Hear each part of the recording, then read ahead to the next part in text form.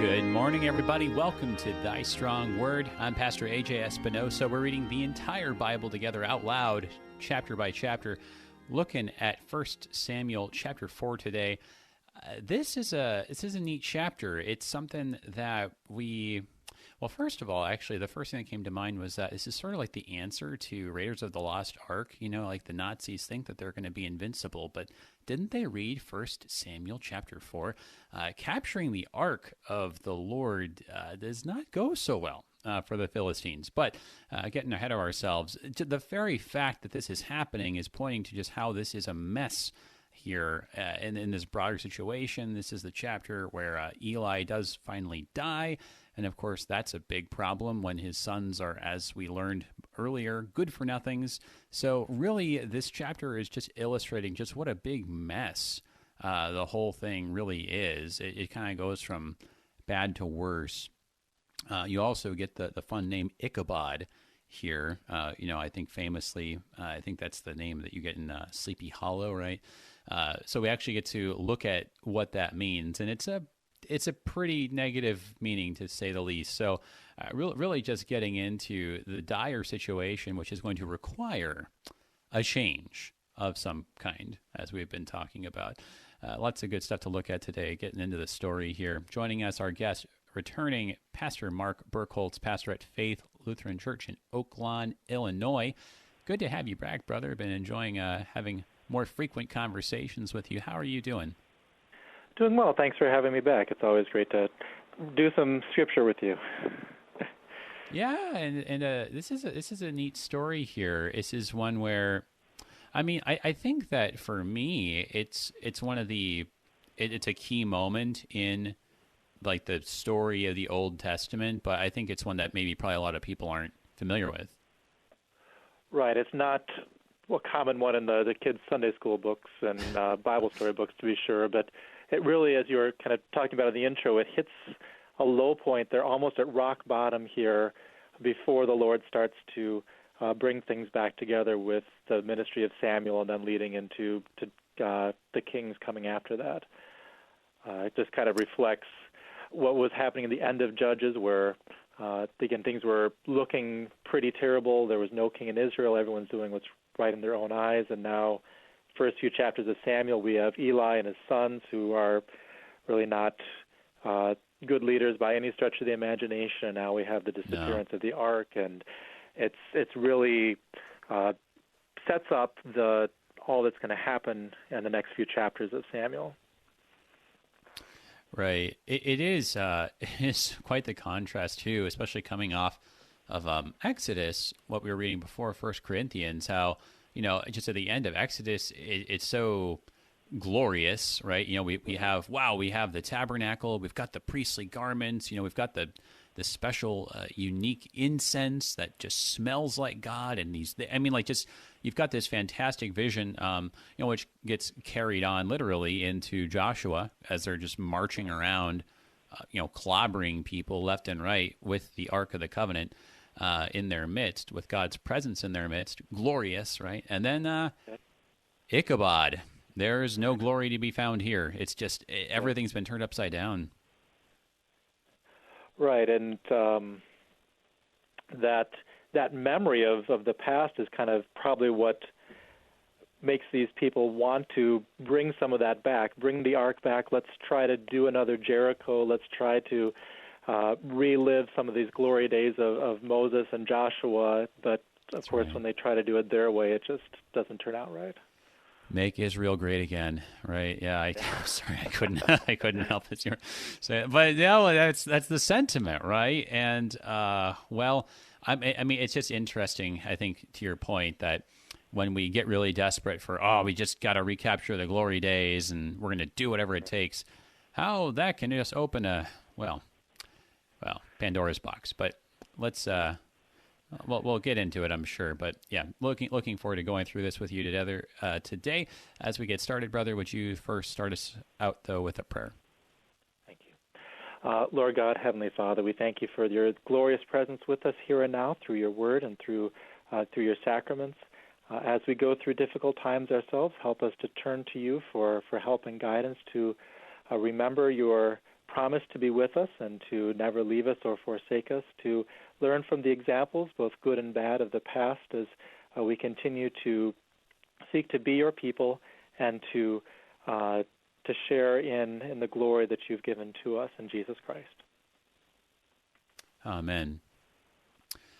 All right, so by way of context, we just came off of chapter 3, and chapter 3 was concluding with Samuel being the bearer of bad news to Eli, confirming that, yes, Eli, this ongoing pattern of sin, of just not doing anything to restrain your sons, that's going to come due. That God, God's confirming that your line is not going to continue. And so that's what kind of hits there, and then you do have like a little bit of hope because there's this comment about Samuel being established as a prophet, growing in stature. So that's where we kind of leave things off, and I guess that kind of it really kind of leads into this then, because it's like, well, God was sort of predicting that things were going to get worse before they got better. Right.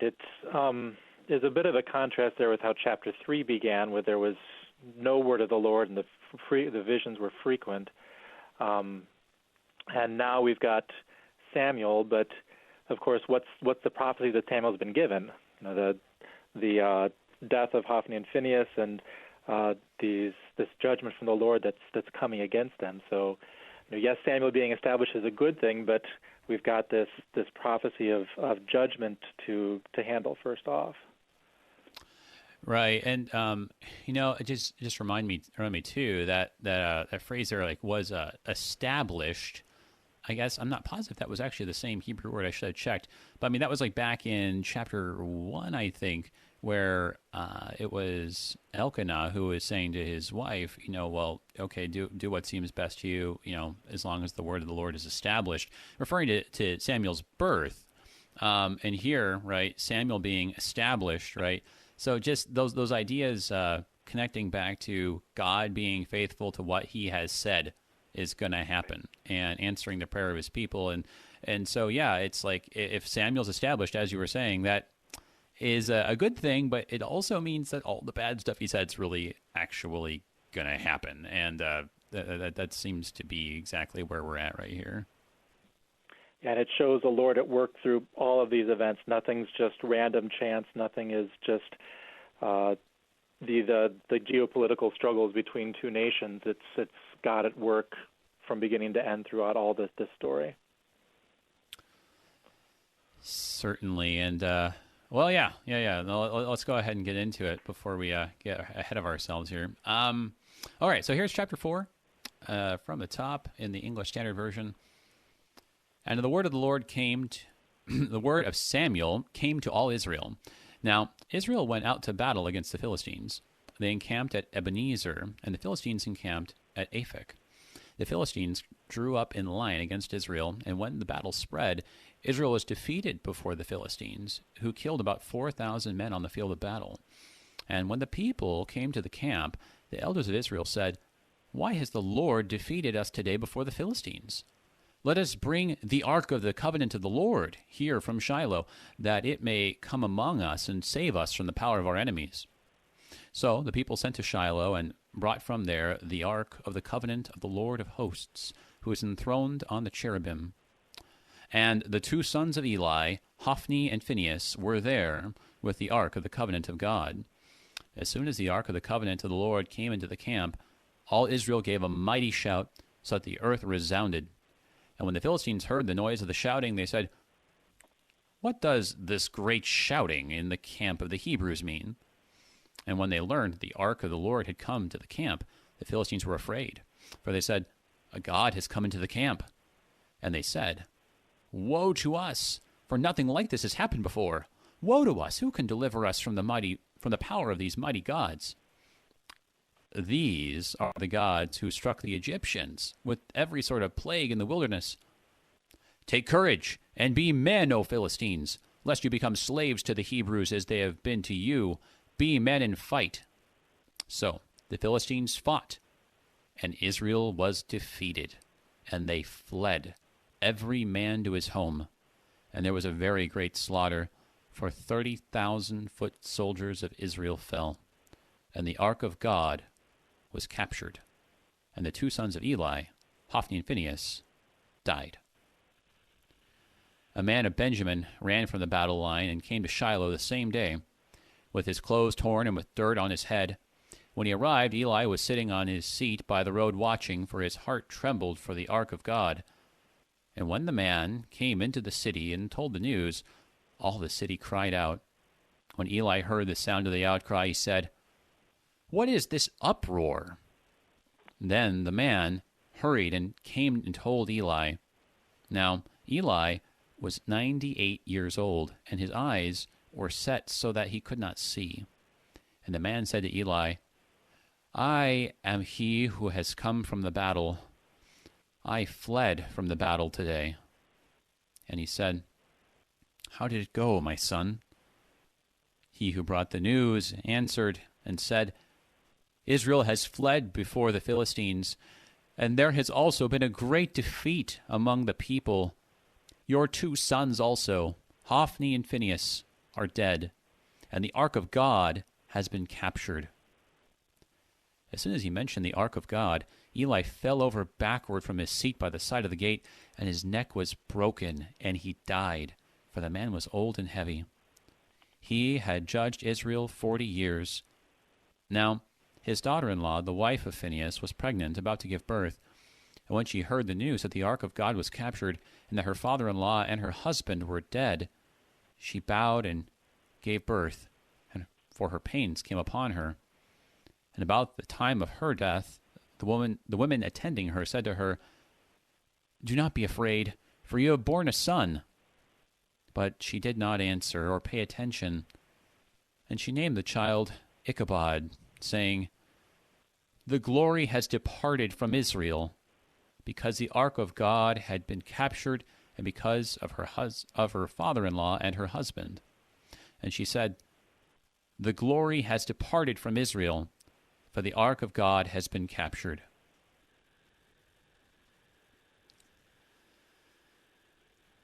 Yeah, it's just, it almost is like I'm reminded of, what were those books, those children's books, Lemony Snicket's A Series of Unfortunate Events? It's just like every bad thing that could happen just happens. And it's like this cascade, like where everyone just, isn't this something, it's, there's like a defeat.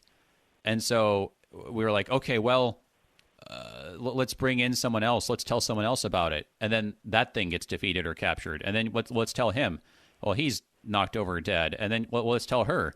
And it's just like, it's like this bad news just spreads and just kills everything it touches. It's really, it's striking. I hadn't actually thought of it like this before, but it's kind of like the opposite of like the gospel, where this is like this good news proclamation that like, it's like this drop and it just spreads and it changes things for the better.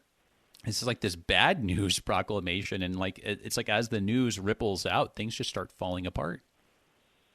Right. It's like this cascade effect, and everything that they would look to for hope and strength, whether it's the army or the ark or Eli or his sons or even the next generation. There's doesn't seem to be much hope in this passage unless you go all the way back to that first part of chapter 4, verse 1. But it's like, yeah, you're right. Everything they're kind of trusting on or depending on is being taken away from them.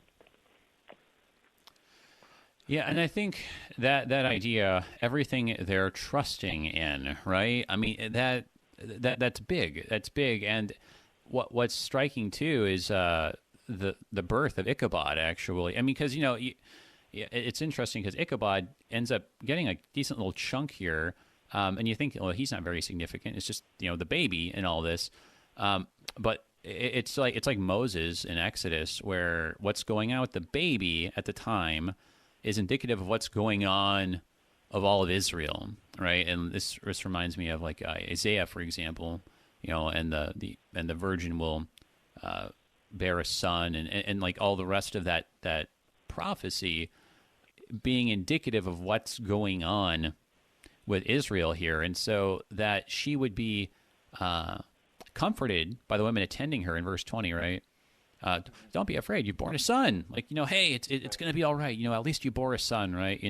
Right. I feel like that's supposed to be some kind of like your life is complete. You can die happy. At least you had a son, right? Like, like that's what we're trusting in. That's what we're hoping in. But it doesn't console her. It doesn't actually console her. And I think that's so key of the whole chapter. It's just, we were pinning all our hopes on a son, but that's not gonna do it. Right, and he would be in the priestly line. He would be one to serve there in the tabernacle before the Ark of the Covenant eventually. But all of that is taken away, and it's interesting that this wife is what she emphasizes most of all is that the Ark has been captured. She says that first, and again at the end. It's the same thing with Eli too, as he seems more concerned about the Ark being gone than his sons dying. Yeah, well, that's interesting, isn't it?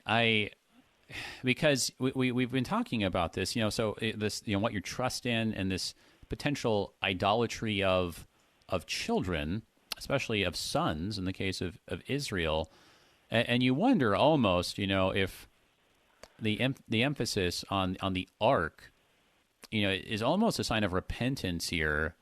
That It's ironic because in the first place, right, they go and they take the Ark out there, and it's just like, well, if we have the Ark, we're going to be fine.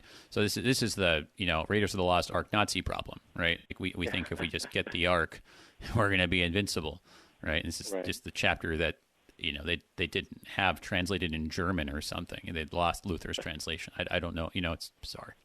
Plot hole, but so it's there. They're like trusting in the Ark, but there later then Eli. By emphasizing that it's the presence of God that's actually the thing that they ought to be trusting in, that almost I feel like comes off as repentance, that they're realizing, it's not actually just our sons. Eli's like, it's not just about Hophni and Phinehas. His daughter-in-law is like, actually, it's not just about me having a son. It's about having God. And in some ways, it's almost like Elkanah's line, am I not more to you than 10 sons? It's like almost like God has been implicitly saying that. I kind of wonder what the conversation was like when the guys show up at Shiloh asking for the Ark, because Eli's got to be there. He's got to be the one who gives final approval for this. Yeah. He kind of comes across as a pretty weak figure throughout these first few chapters, but if he really puts up any sort of a struggle here, or if his sons kind of take over and say, come on, Dad, we'll take care of it. We'll lead the charge here. So, if this is repentance, is this Eli's own recognition that he shouldn't have allowed this to happen in the first place, or what kind of role he played in giving permission to let this happen? Yeah, that's I appreciate that. That's not something I considered. Just like because it does say right that before he even gets the news.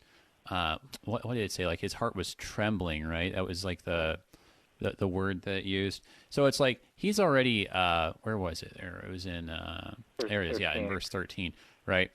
So he hasn't even gotten news, right? But he's just like, oh man, something bad's gonna happen, right? It's like you almost you can picture like you were suggesting, like he's like, oh, I shouldn't have listened to them. Why'd I let them talk me into that? They always talk, like you can kind of picture this, that it's just one more time that he caved into his sons, right? And his sons got their way, and perhaps again a little bit of speculation, but like or Hophni and Phinehas like. Prophecy, all this, that, we're going to die in this. No, we're going to, ride in and, save the day and be glorious, right? And, of course, the opposite happens. But, I mean, that is a fascinating thought, just to what extent, like, what's going on with Eli, because I don't know. The fact that he just falls over at the news of his son, right? You almost wonder if, like, again, he's just... like he's too captivated by his own children, like he just dies when he hears the news like this. I mean, of course, he's 98, and so you can't really fault him too much. Right. Well, let's go ahead then and just circle back around and just take it from the top, look at some of these details here in the very beginning. I do think that kind of does get like the big thrust of what's going on story-wise here. But so breaking it down here, so yeah, I even started misreading this because it just it's so different. And the word of Samuel came to all Israel, which is just a fascinating line, actually, right? Like, Right. like you look at it in Hebrew, and it's just you just imagine that this must have been something that was probably hard for even the Masoretes to say correctly, because it just reads almost exactly like all the lines, and there's like over 100 of them in the Old Testament. And the word of the Lord came to, Right. that's the way it goes all the time.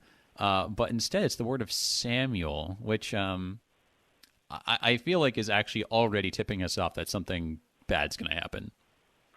Right. It does throw a bit of a wrench in things. You do have the word of the Lord phrase at the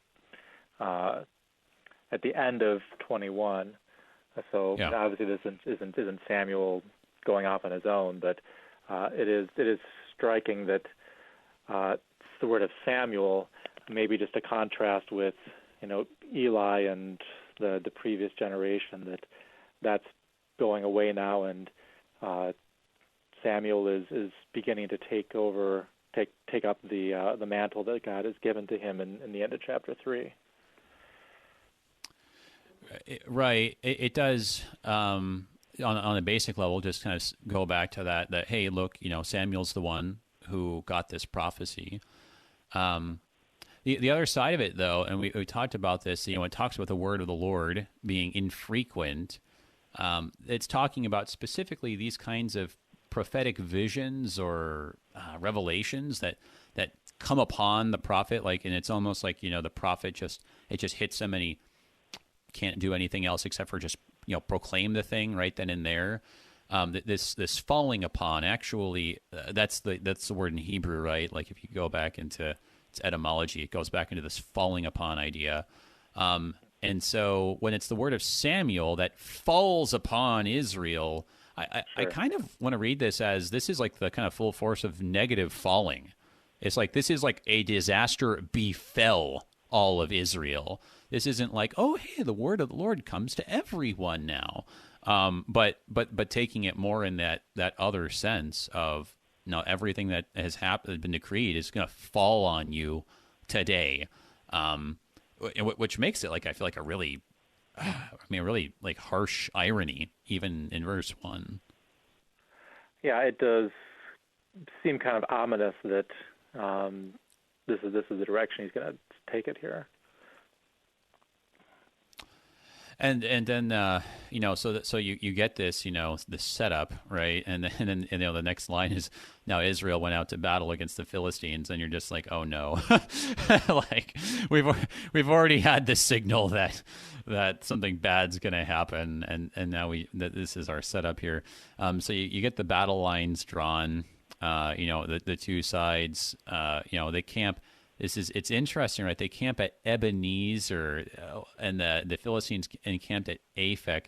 You take anything from those names?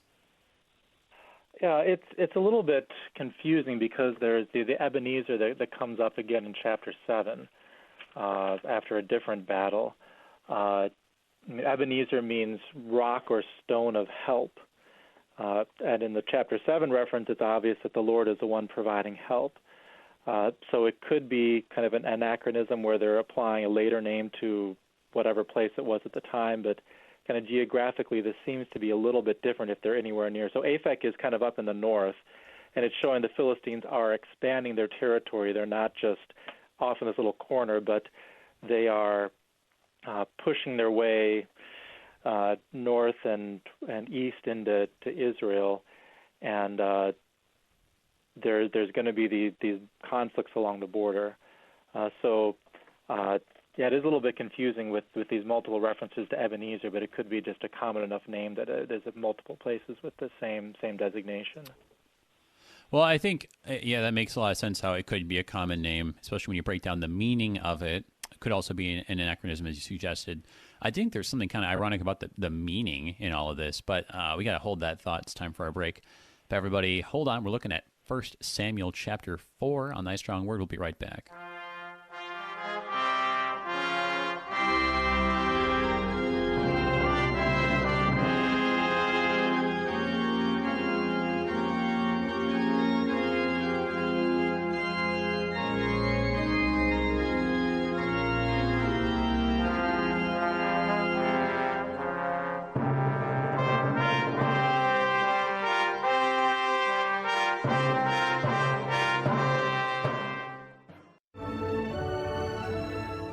I'm World Lutheran News Digest host Kip Allen.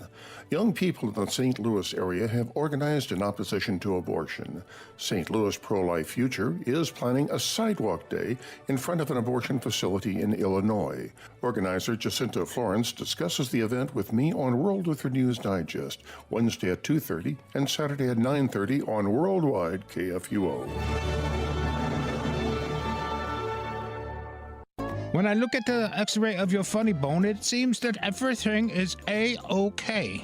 Medical research has proven laughter helps you both emotionally and physically. Wrestling with the Basics on Saturday mornings at 9 a.m. are on demand. We've been putting the fun in the fundamentals for over 30 years. Over 30 years? Ooh, don't put too much strain on your funny bone. 9 out of 10 doctors agree. It's less painful than getting a flu shot. I don't like it. Oh, yuck.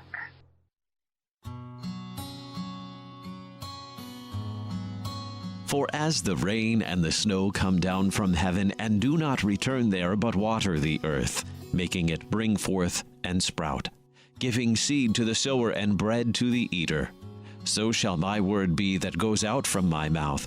It shall not return to me empty, but it shall accomplish that which I purpose, and shall succeed in the thing for which I sent it. The prophet Isaiah chapter 55, verses 10 and 11. Begin and conclude your day with the word that accomplishes the purposes for which it is sent. Morning prayer at 7 a.m. and evening prayer at 5 p.m. Weekdays on KFUO. Christ for you, anytime, anywhere. The broadcasts of morning prayer and evening prayer are underwritten by Lutherans for Life.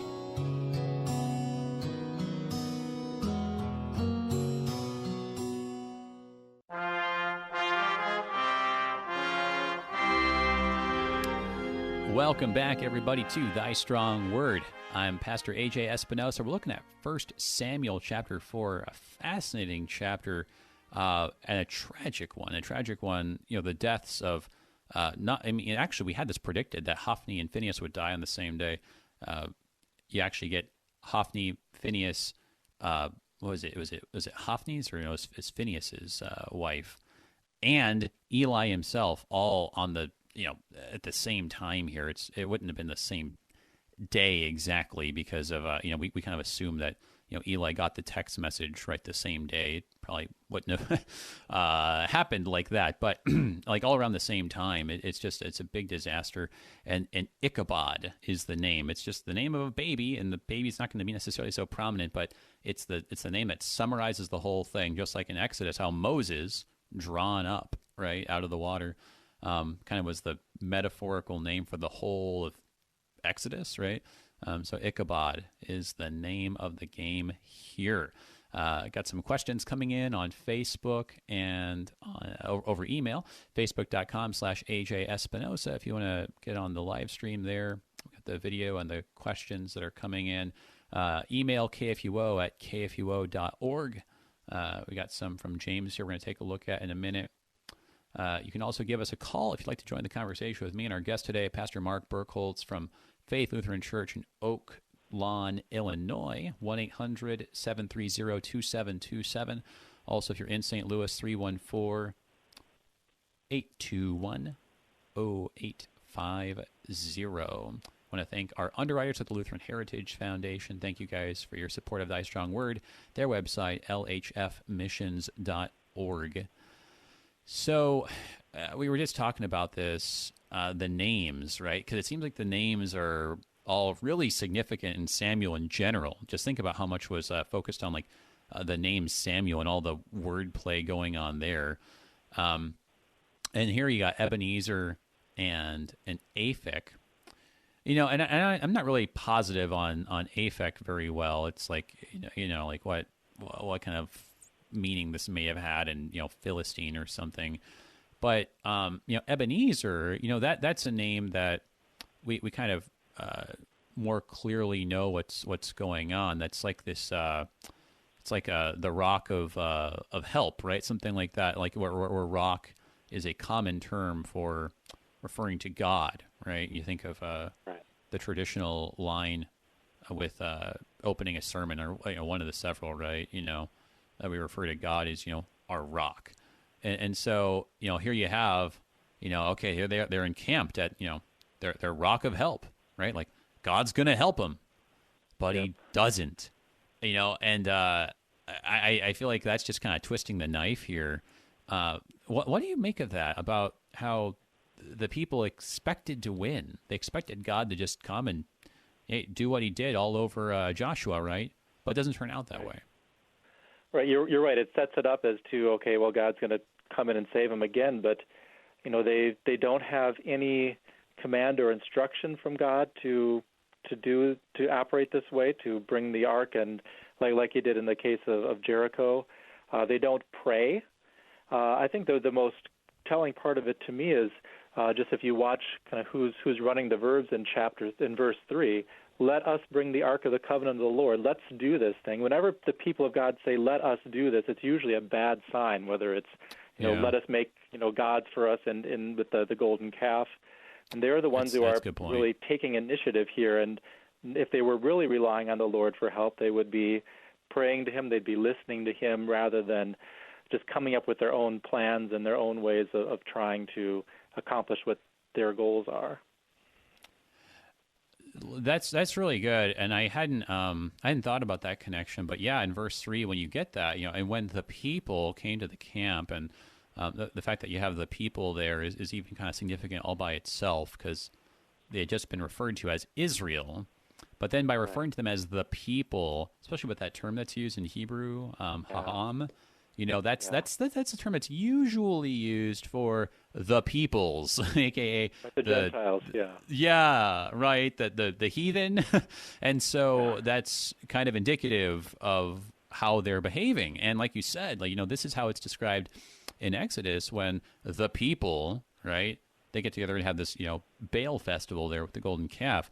So, yeah, it really is indicative of it that, even though here they are, nominally with, oh, hey, look, God, our rock of help, this is the Ark of the Covenant of the Lord. That's just not the reality. And it's I guess the further irony, right, is that, we talked about this in chapter 3, all this, Hineni, here I am stuff, that God is, showing up and He's there.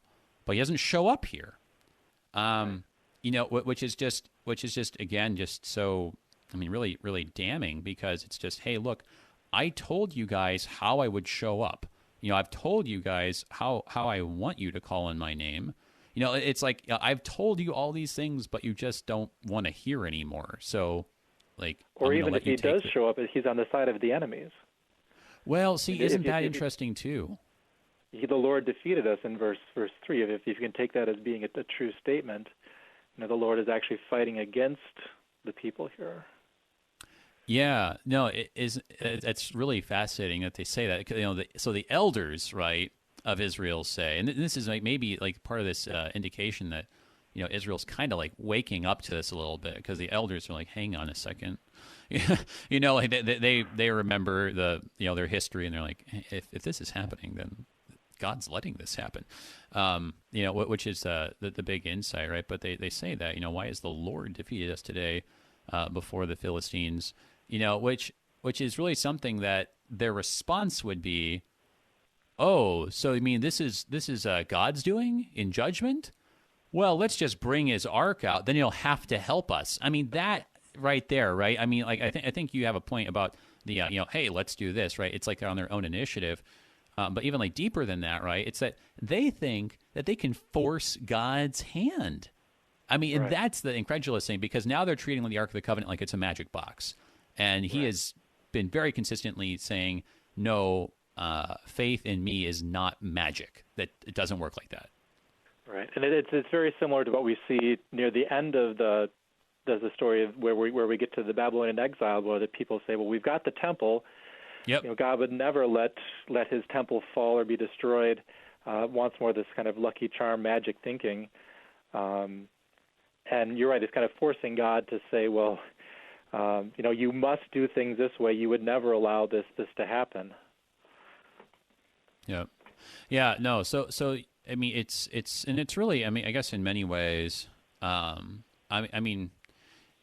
guess we've said this before, kind of like the default position of the human heart is polytheism. And we don't think about it that way, but I mean, that's where we're at. Like the human heart just wants to say, there are lots of things in life that are just, excellent, and they're just fantastic on their own, and I don't need to like have any kind of ultimate allegiance to one thing or the other, but I'll do a little bit of this, I'll do a little bit of that. The human heart's like I don't know what, like in terms of worship, it's a butterfly, right?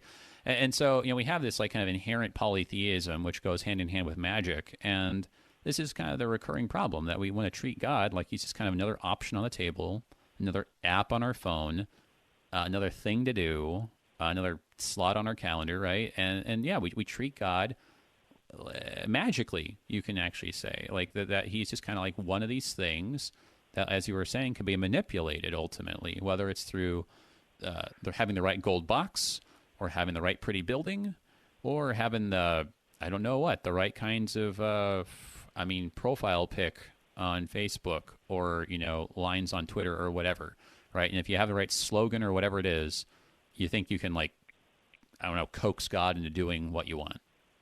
Right. And one of my some profs would say, the reason why you need more than one God is so that if one doesn't come through for you, you've got a backup. Yep. And so if, the Ebenezer God isn't doing your thing, well, you can get the Ark of the Covenant God and even kind of play games that way. And you're right, you can see this in the life of the church where, if one worship style God isn't doing the job, well, you switch to a different style worship God, or you just try to rearrange things till you get the results you want. And that's the idea. I like the thought that it's just actually even kind of worshiping someone or something else when you're making that switch to whatever will give you the results you're looking for. Well, and that's, I think, a really key word in all this, results, right? And like we have such results-oriented thinking in modern Western society, and it's really dangerous when you get results-oriented thinking with God, because like you were saying, right, it's just, how often, right? It's just like how all these fads happen, that we think that it's like, it's like, I, learned today what shalom means, right? And so it's like, well, now that I know what shalom means, like, everything's going to change, or like, like the 4 different words for love in Greek. It's like, now that I know that, everything's, it came, one trend in Christianity, like in the last maybe couple of years, was kind of like a doubling down on like, doctrine of man and woman, right? It's like, hey, look, now that we understand this, like, true, godly masculinity, everything is going to be great. And so like whatever it is, right, whether it's like kind of like a new doctrine or book or slogan, or like you were saying, worship style, right? Like we keep thinking that like we found the silver bullet somewhere that's going to basically like make God like work for us and bless us and make us prosperous. And it's just so seductive. And we're always seeking for the easiest way to do that, right? These people, it's easy to just walk over to Shiloh, grab the ark, and bring it back. The hard thing would be repenting. The hard thing would be listening to God's word and maybe changing what's going on that's leading them to the state that their nation is in. But usually the kind of the quick fix, the easy fix, is what we gravitate towards, because we don't want to do the hard work of repenting and changing, and maybe accepting that maybe my plans and what I think the church should look like are not what God has in mind. Right. Yielding, giving up our own preferences, admitting that we've been wrong. Right. That's all the hard stuff that we don't want to do. That's bound up in repentance, like you were saying. And so it's just so easy to say, oh, well, the reason why we're not being more successful, or why we don't have more people in the church, it's because of this, and and so we fixate on the results, but God's been fixated on the heart, which is where we ought to be turning our attention to. So, yeah, I think that this really then in that way connects with us in a strong way. So I think then one of the questions related to this about this polytheism, right? And the kind of like how they're treating God, as if he were just part of this pantheon, right? Which is so fascinating, because in verse 4, right? And they brought from there the Ark of the Covenant of the Lord of Hosts, who is enthroned on the cherubim. I think that like that big, expansive way of talking about it in Hebrew is like, do you guys get how ridiculous this is?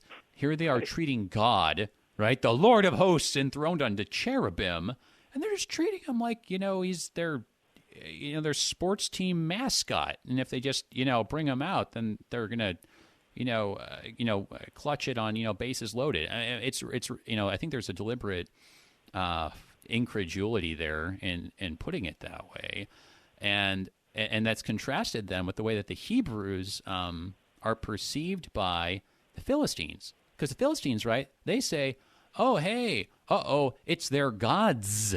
Plural, right? I mean, initially they say, well, it's even like a god, right, has come into the camp. So it's like, oh, their kind of big god has shown up, right? Yeah. But they talk about it all in the plural. So what's up with this? That the Philistines are, I don't know, they have this takeaway that it's like, oh, that the Hebrews, they brought their Hebrew pantheon now. Yeah, it's hard to sometimes make a little bit of sense out of there, because it looks like we've got Elohim in verse 8, which can be kind of singular, plural, but yeah, it's very reminiscent of the stories in like in Joshua, where the folks in Jericho, you have the conversation with Rahab, where they're terrified because of they've heard the report of what's happened here, and it's interesting that the Exodus, we're a couple hundred years down the road here, and people are still talking about the plagues and the conquest and all of that.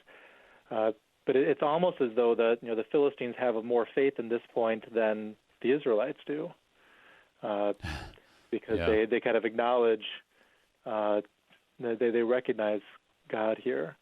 And it's not exactly, I mean, they don't get God right, but they seem to have more reverence and fear than the people of Israel, who are perfectly happy to go kind of carting this thing around. Yeah, and the people they choose to do it, Eli and Hophni and Phinehas, are probably the two worst people. These are the people you do not want anywhere near this ark, because of who they are and how they've desecrated and defiled the sanctuary by their own immorality and greed and all of that. Wow, I hadn't even made that connection. I think you're right, though. It's like the Philistines are showing themselves to be better polytheists than the Israelites, because at least they have fear and reverence before the true God. I mean, they think he's another god among many, but the Israelites are doing the same thing, treating him like a god among many, but they don't even have the reverence or the fear, right? I mean, so it's like, who's nearer to God at this point, which is a terrible thought. I think that the Philistines, with their polytheism, are actually like closer to righteousness than the Israelites here, who just, like you're saying, like just cart the thing around like it's no big deal. In verse 7, so one of the questions was about the words that are used for God here. So yeah, this gets into we've talked about this before, but it's worth looking at again here in this context. In verse 7, you have a singular verb with the word Elohim, which is the plural form that gets used to mean like a superlative, like almighty. So like an almighty one, a god, has come into the camp. So initially it's like, hey, look, we saw that they brought some gold thing in. So it's like they think that like another god, right, has been added to like their stock. Because in this, ancient warfare, it's like a thing that like if you capture their gods, right, like you think that this is going to actually help like win your side, right? Like if you capture their gods, it's like, oh, now they've got nothing. I mean, you almost treat the idols like they're part of your artillery, like they're here's another like shell, like kind of the genie in the lamp. Okay, I've got the lamp now, so the genie has to do what I say. Yep. Yeah. Exactly. Right. And they kind of actually get that way later after this. But without going there. So okay. So they're talking about so another god has been added, but then in verse 8. They say these mighty gods, and so there is where now we're talking about something a little bit different, because they're using the term Elohim, but it's these and they, all plural, with the gods, and so it's interesting, like you were saying. On the one hand, like they've kind of gotten the word of mouth. Like Rahab and Jericho had about, this God's rep, like, hey, this is the God that mopped the floor with Egypt, right? Like, holy smokes. But they're interpreting it as many gods. That it was these many gods, maybe led by this guy who came in the Ark of the Covenant, but he's just one of many. And like, hey, look, it's just one of many, and we're gonna beat him. They say, "Take courage and be men, O Philistines." I'm not sure who says it. That was one of their question, like who's saying this. Though, I mean, I think it's kind of suggestive, like you said. On one level, it's almost as if the true God is saying this, that, like the true God's actually inspiring the Philistines to courage to say, yeah, because you know what? The Hebrews are just a bunch of polytheists, and you'll be able to take them out.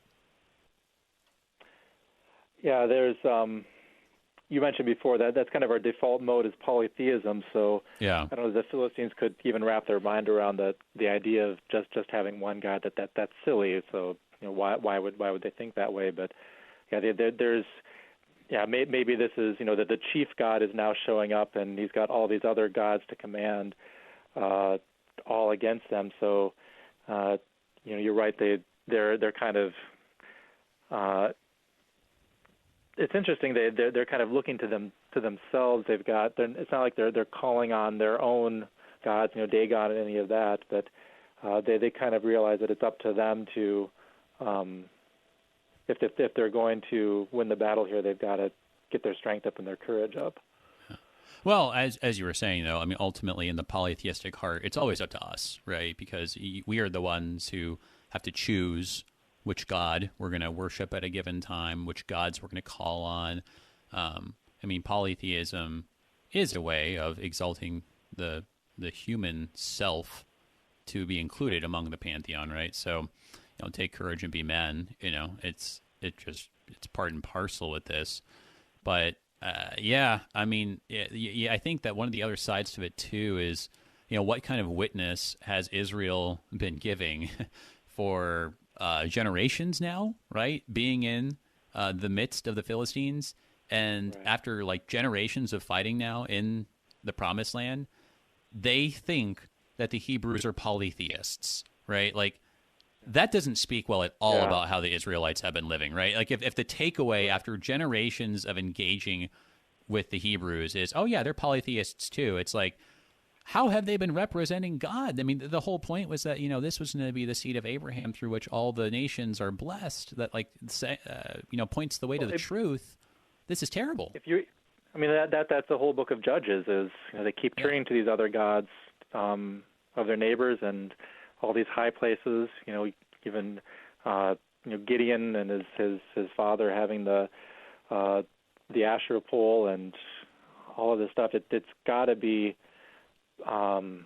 just pretty common knowledge that everybody around there is worshiping all these other gods. Why should the Israelites be any different?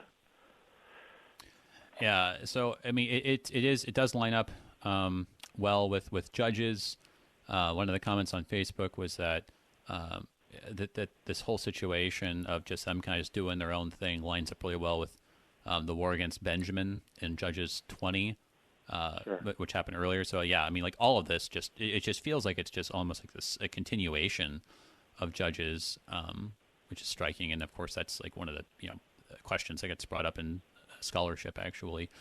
But right. So you have this situation where it just reads like I don't know, just like a battle between two random polytheistic peoples, and they capture your gods. It's like, haha, we got your gods, and maybe you'll get them back later. But right now we're on top, and it's sad that this is what God's people have been reduced to. Another one of the comments on Facebook was in verse 10, the Philistines fought, Israel was defeated, then they fled. And then it says, and there was a very great slaughter that, from what we know about, ancient war, that like a lot or maybe even most of the casualties would happen in the pursuit, right? It's like once you've actually had your lines broken down and you're just trying to get out of there, that's when people are actually just getting slaughtered at that point. The actual battle was just like, who gets control of the situation.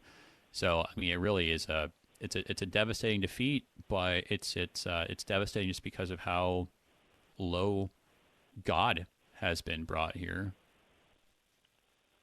Yeah, it's remember there's no king in Israel. There's no like standing army. These are going to be volunteers, farmers. We don't have a professional soldier corps, so the Philistines are better equipped technologically. They probably have more training and experience with this, and so it's not just from a purely human standpoint, it's probably not a big mystery that the Israelites are defeated and turn and run. And when they run, that's when it turns into a rout, and as long as they can chase you down, you're in trouble. So, so then, Eli has the unenviable position of just sitting and waiting, right? Which, just think about that, how we're on edge, like waiting for our Twitter update, like for 5 minutes, like who knows how long just would have been sitting and waiting, how nerve-wracking that must have been. And then, as the news spreads, this is terrible, right? In verse 14, you don't actually hear the news first. You first hear everyone shouting and screaming and wailing, right? And then you hear the news next. So, just a terrible way to build up suspense, right? Great narration, though, right, in the text. But then, they get the news, and I want to briefly, at the end here, just talk about Ichabod here, right? So this is the name, and so let's break it down here. The glory has departed from Israel. That's the thing that's said several times here, given as the meaning of Ichabod. So help break that down. Sure. So the Hebrew word for glory is kavod. That'd be the end of the word there, and then the I at the beginning basically means there is none. It's gone. Kavod is more than just what we might think of as some sort of amorphous praise or glory, but it has to do with the actual presence of God on earth with his people. We mentioned the glory of the Lord filling the tabernacle at the end of the book of Exodus and leading them through the wilderness and being specifically located there at the ark where God would meet with his people, would receive the atonement for their sins and bless them. And so by saying that the glory is departed, it's not just that we've been taken down a notch, but God has left his people. We're alone now. We've been abandoned. Is part of what's going to the name there. Well, I think part of that, you got to think about this. So if it means gloryless, no glory here, as you were saying, no presence, right? It's associated with the presence of God. It kind of, you could say, in some ways, means godless, in the sense of right. They have no God. There is no God there, which is. I think kind of the most damning thing about the whole thing, that Ichabod's now the name of Israel, right? Like Israel had the name of God in their name, striving with, at least it was, with God. And here it's just, he's just not even here. And so, I think this is, as you were saying, ironically, it's like pointing to the need for a king to step in with an army, but it shouldn't have come to this, right? Right. Yeah, if the worship and everything had been going the way that it was, they wouldn't have had all these problems that continue to crop up in these first few chapters there. All right. If we had acknowledged that God is king, which is ultimately the revelation in Christ, right, we wouldn't have had to go to this point at all. But thank you, brother. A lot of good things to break down into this story. Looking forward to having you on again real soon. Great. Thank you very much. Everybody's Pastor Mark Birkholz, Faith, Oaklawn, Illinois, going on to chapter 5. Till then, I'm Pastor A.J. Espinosa. Peace. In cooperation with Worldwide KFUO, the official broadcast ministry of the LCMS. Your support is vital for this program to continue. You can make a gift safe, secure, and easily online at kfuo.org. Thank you for listening and supporting Thy Strong Word.